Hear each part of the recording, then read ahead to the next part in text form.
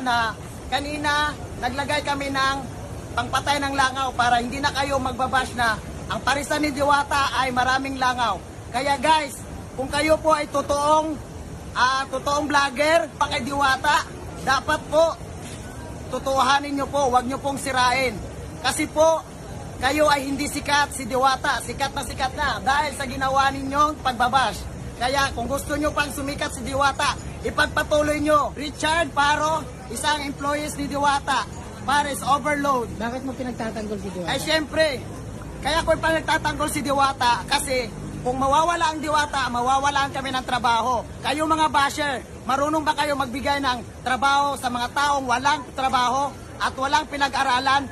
Dapat kayo, kung marunong kayong tumulong sa tao, huwag nyo nang ibabash at tigilan nyo na kasi wala kayong mapupuntahan.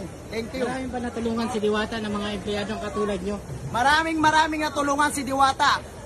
Kagaya ng mga kasama ko, isa lang po silang tambay sa mga gilid-gilid. Pumupunta kay Diwata para magtrabaho. Ngayon, tinanggap ni Diwata para makakain ng mga pamilya. Kaya kayo mga basher, tigilan nyo na ang pagbabash kay Diwata. Wala kayong mapupuntahan. Totoo ba na ang siki ni Diwata ay lasa daw tawil sabi nung nagbabasa kanya? Ay so ito, sa totoo